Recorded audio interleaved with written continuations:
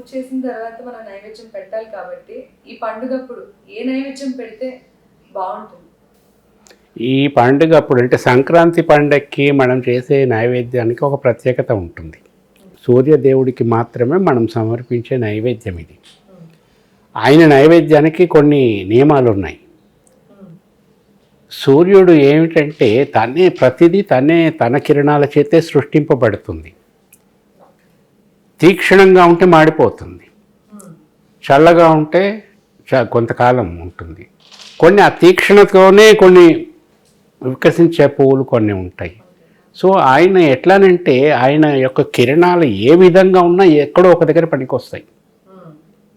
సర్వం ఆయన భక్షించగలడు, ఎందుకంటే అగ్ని అన్నీ ఆయన తింటాడు. మనం ఒక అగ్గిపుల్ల వెలిగిస్తున్నామంటే అందులో ఒక్క రాపిడికి ఒక నిప్పురవ్వ వస్తుంది, అగ్గిపుల్ల వెలిగిపోతుంది. ఎక్కడి నుంచి వస్తుంది? అది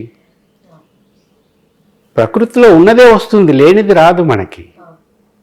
సూర్యుడి వెలుతురే అగ్ని, అది అంతటా ప్రసరించి ఉంటుంది. సో సూర్యుడు లేకపోయినా రాత్రి వెలిగించినా వస్తుంది, because it is already there in the atmosphere. Wifi లాగా రాత్రి పగలు అని ఏమి ఉండదు. Once it is there, it is there.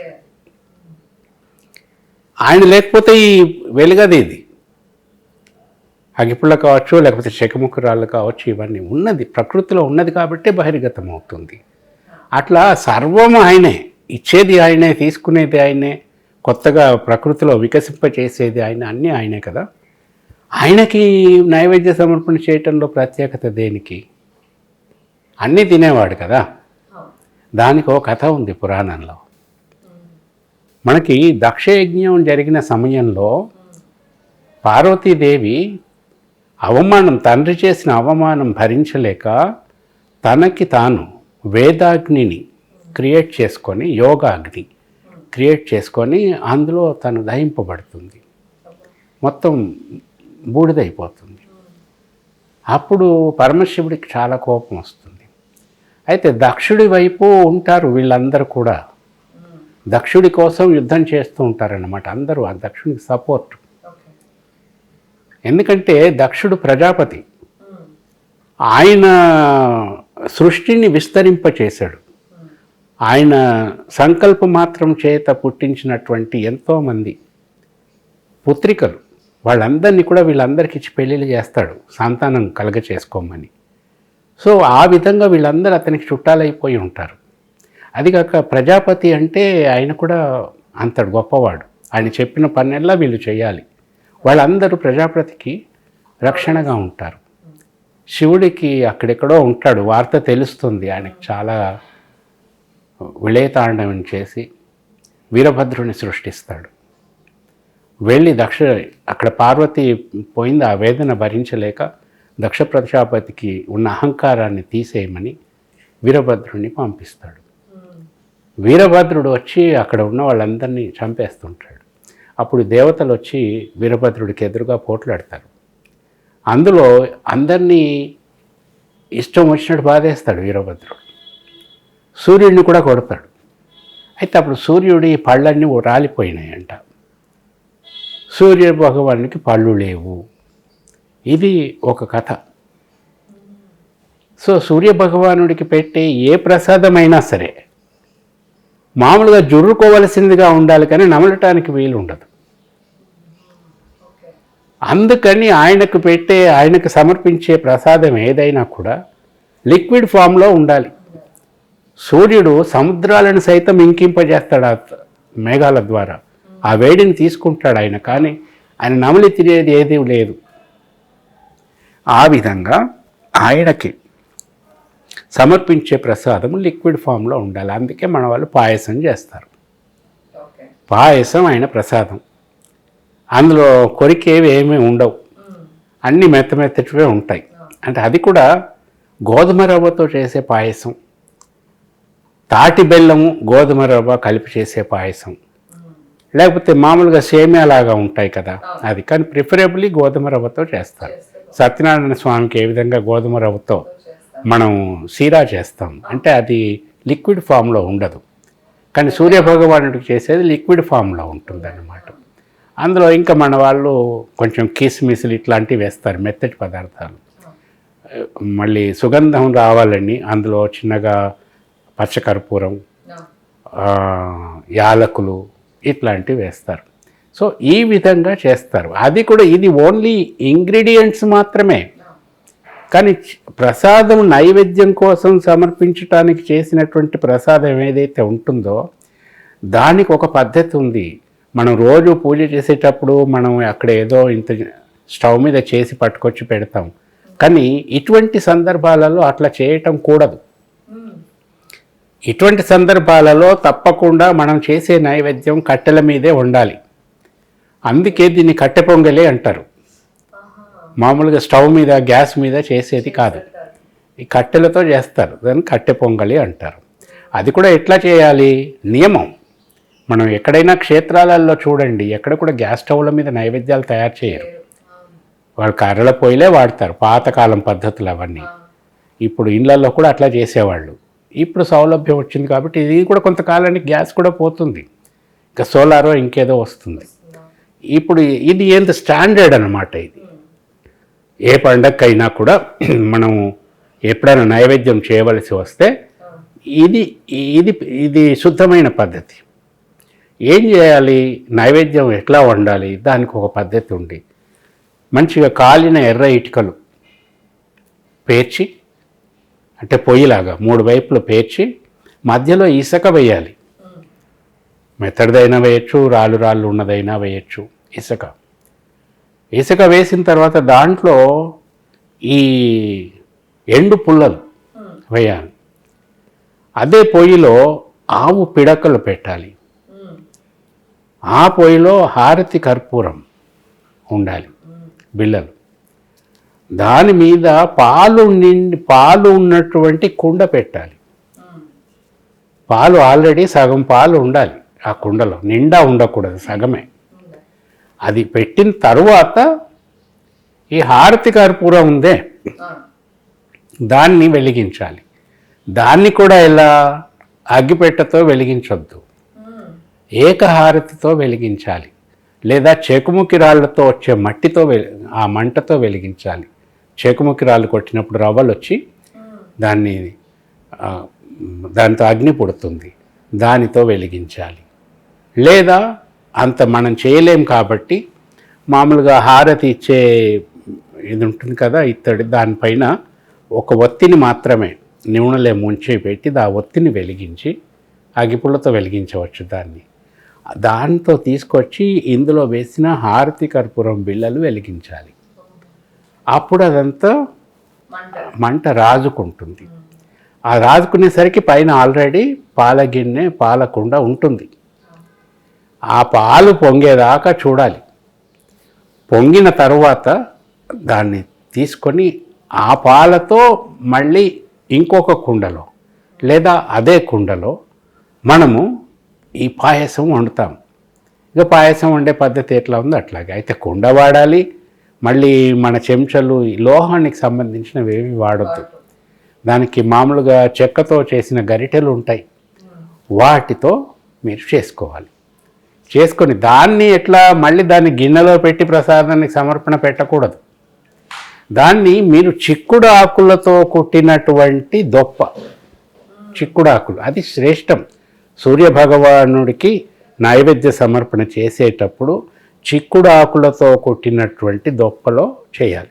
ఎవరి దగ్గరైనా చిక్కుడు చెట్లు అవి ఇదివరకు ప్రతి ఇంట్లలో ఉండేవి, ఇప్పుడు లేవు. అది కుదరనప్పుడు మామూలుగా ఏదైనా ఆకుతో చేసిన దొప్పలలో ఎందులోనైనా సరే, ఎందుకంటే ఇది పాయసం రూపంలో ఉంటుంది కాబట్టి ఆకులో పెడితే నిలవదు. ఏదైనా దొప్పలో పెట్టేసి అది మనం సూర్యభగవానుడికి ఎదురుగా నిలబడి సమర్పించినట్టుగా చేసి అక్కడ టేబుల్ మీదో, చైర్ మీదో, కుర్చీ మీదో, బల్ల మీదో పెట్టేసి దండం పెట్టుకోవాలి. ఇక్కడికి అయిపోలే, ఇది బయట వరకు మాత్రమే. తర్వాత ఇట్లాంటి ప్రసాదమే దొప్పలో పెట్టుకొని మనం ఇంట్లో ఎక్కడైతే పూజ చేస్తున్నామో ఆ పూజా గదిలో లేదా పూజ షెల్ఫ్ కావచ్చు, ఏదన్నా కావచ్చు, అక్కడ కూడా ఇది పెట్టేసి అగరొత్తులతో కానీ, హారతితో కానీ, ఏకహారతితో కానీ దీన్ని ధూపంలాగా చూపెట్టి ఆయన ప్రసన్నం చేసుకోవాలని ఆయనకు కావాల్సినటువంటి విధంగా స్తోత్రమో లేకపోతే ప్రార్థన చేసి సంకల్పం చెప్పుకోవటం అది చాలా ముఖ్యం. ఏదో చేసాము, కష్టపడ్డాము, తీసుకొచ్చి అక్కడ పెట్టాము, దండం పెట్టాము, వెళ్ళిపోయాము, ఓకే. కానీ సంకల్పం చెప్పుకోవటం నీకు ముఖ్యం. సంకల్పం చెప్పుకోవటం ఎందుకు ముఖ్యమంటే, if you are really interested in your future affairs, if your future endeavours, you have to do that. నీకేమి కావాలి చెప్పుకోవాలి. ఇక్కడ స్వార్థం లేదు, ఈ కోరుకోవటంలో తప్పు కాదు. ఎందుకంటే ఆయన మొత్తము విశ్వానికి బ్రహ్మాండ నాయకుడు. నువ్వు ఇక్కడేదో తప్పు చేస్తున్నానా నేను చెప్పుకుంటే ఆయన వినొచ్చాడా, ఇట్లాంటి మాటలు వద్దు. మనం ప్రసాదం పెడితే ఆయన తినొచ్చాడా, ఆయన తింటాడు తినడు నీకెందుకు, నీ వంతు నువ్వు చేస్తున్నావు. అలాగే సంకల్పం, నీ వంతు సంకల్పం నువ్వు చెప్పుకో. అది ఎటువంటి కష్టతరమైన కార్యమైనా కానీ, ఏమన్నా కానీ, స్వార్థం లేకపోవటం అన్నది చాలా పెద్ద పొరపాటు. స్వార్థం తప్పకుండా ఉండాలి. స్వార్థం అనేది లేకపోతే అసలు ప్రపంచమే నడవదు.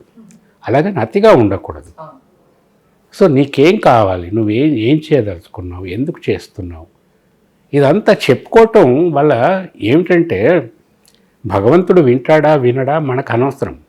వింటాడనే నమ్మకంతో చెప్పుకుంటా. మన పెద్దవాళ్ళు కూడా చెప్పారు, నువ్వు దేవుని కోరుకో, నీకేం కావాలో.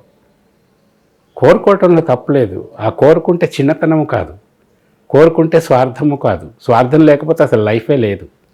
సో నీకంటూ ఏదో గోల్స్ ఉంటాయి, నువ్వేదో చేయాలనుకుంటావు. నువ్వు చేసే పని 10 మందికి పనికి రావచ్చు, నీ ఒక్కడికే పనికి రావచ్చు, this is different issue. But ఈ కోరుకోవటంలో ఉన్నటువంటి గొప్ప అడ్వాంటేజ్ ఏమిటంటే, ఫస్ట్ థింగ్ నువ్వు మనస్ఫూర్తిగా కోరుకుంటున్నావు నీకేం కావాలో. సెకండ్ థింగ్, నీకేం కావాలో నువ్వు నీకు సజెషన్ ఇచ్చేసుకుంటున్నావు. సో దట్ నీ ఆలోచనలు ఆ సజెషన్కి అనుకూలంగా నడుస్తాయి. సెల్ఫ్ సజెషన్, దేవుడికి విన్నవించుకుంటున్నావు కానీ నీ అంతర్లీనంగా కూడా నువ్వు రికార్డ్ అయిపోతుంది, అది బ్రెయిన్కి వెళ్ళిపోతుంది. సో నీ ఆలోచనలు దానికి అనుగుణంగా పోతాయి. 1కి 2 సార్లు చెప్పుకో, మరి 3 సార్లు చెప్పుకో, ఏం పర్వాలేదు. But you are tuning your subconscious to lead your self. That is important. So చక్కగా చెప్పుకొని మీరు మామూలుగా దైనందిక కార్యక్రమాలు మొదలు పెట్టుకోండి. కొంతమంది 3 రోజులు పోయి అత్తగారి ఇంట్లో ఉంటారు, లేకపోతే పెద్దవాళ్ళు వచ్చి వాళ్ళ ఇంట్లో ఉంటారు. ఎవరు ఎక్కడ ఉన్నా ఏమి పర్వాలేదు. ఇంకొకటి ఏమిటంటే, ఈ మకర రాశిలో సూర్యుడు ఉండటం అన్నది ఏదైతే ఉందో, మకర రాశి శని అధిపతి, శనీశ్వరుడు. మకర రాశి అధిపతి శనీశ్వరుడు. అంటే చూడండి, మన వాళ్ళు ఎట్లా ట్యూన్ చేసి పెట్టారంటే, మొత్తము ఈ పురాణాలన్నీ కూడా ఒక్కోసారి ఆశ్చర్యం వేస్తుంది. ఒక్కోసారి దేవతలంటే మనలాగానే కదా అనుకుంటుంది. అనుబంధాలు, బంధాలు, వీటికి సంబంధించి నేను చెప్తున్నా. మనకి జ్యోతిష్ శాస్త్రం ప్రకారము చూసుకుంటే సూర్యుడికి శనీశ్వరుడికి పడదు. అంటే తండ్రి కొడుకులు అవుతారు. సూర్యుడికి పుత్రుడు శనీశ్వరుడు, వీళ్ళకి పడదు. మన జ్యోతిష్ శాస్త్రంలో ఉన్నటువంటి దీని ప్రకారము ఒకరికొకరికి పడదు. ఒకరింట్లో ఒకరు ఉన్నప్పుడు ఈ గొడవలు ఇవన్నీ జాతకంలో చెప్తూ ఉంటారన్నమాట. ఈ మన మకర సంక్రమణంలో సూర్యుడు మకర రాశిలోకి వస్తున్నాడంటే, మకర రాశి ఈశ్వరుడు శనీశ్వరుడు. అంటే తండ్రి వచ్చి కొడుకు ఇంట్లో ఆ నెల రోజులు ఉంటున్నాడని అర్థం. తండ్రి కొడుకులకి పడదు, కానీ ఆ నెల రోజులు వచ్చి కొడుకింట్లో ఉంటాడు. ఉండి కొంచెం ప్రసన్నంగా ఉండటానికి ట్రై చేస్తూ ఉంటాడు తండ్రి. కొడుకంటే పడదు, కొడుకింట్లో వచ్చి ఉండాలి, తప్పదు. కొంచెం తగ్గి ఉంటారు ఆ సమయంలో, ఎక్కువ కోపతాపాలు లేకుండా. సో ఈ సమయంలో ఆయన ప్రసన్నంగా ఉంటారు కాబట్టి, మీ కోరికలు ఏమైనా ఉంటే చెప్పుకుంటే ప్రసన్నంగా వింటారు కాబట్టి మీకు దాదాపు ఆ కోరిక నెరవేరినంత పని అవుతుంది. అట్లా చెప్పుకొస్తారు. ఇవన్నీ కొన్ని పుకిటి పురాణాలు కొన్ని ఎక్కువ ఉంటాయి, కొన్ని పిడకల వేటలు ఎక్కువ ఉంటాయి ఇందులో. అంటే రామాయణంలో పిడకల వేట అంటారు కదా, అట్లా కొన్ని కట్టుకథలు కొన్ని ఉంటాయి. ఏదేమైనప్పటికీ ఈ రాశులు అన్నది నిజము, సూర్యుడు అన్నది నిజము, రాశ్యాధిపతులు నిజము. కానీ ఈ తండ్రి కొడుకుల మధ్యన ఉండే బంధాలు, ఇళ్లలో చూడండి ఎన్నో గొడవలు అవుతుంటాయి. తండ్రి వెళ్ళి కొడుకు ఇంట్లో ఉంటాడు, కొడుకు వచ్చి తండ్రి ఇంట్లో ఉంటాడు. వాళ్ళ విరుద్ధమైన స్వభావాలు ఉన్నప్పటికీ కూడా ఒకరింట్లో ఒకరు ఉండవలసి వచ్చినప్పుడు కొంచెం తగ్గి ఉంటారు. అదే ఇక్కడ చెప్పారు. ఇప్పుడు ఈయన ప్రసన్నంగా ఉంటారు, ఎక్కువ కోపంగా ఉండరు. శనీశ్వరుడు కూడా కొంచెం తగ్గి ఉంటారు. ఇటువంటి సమయంలో ఈ కాంబినేషన్లో ఈ మాసంలో మీరు చక్కగా ఏదన్నా కోరుకుంటే తప్పకుండా మీకు పాజిటివ్ రిజల్ట్ వస్తుంది అని కూడా చెప్పారు.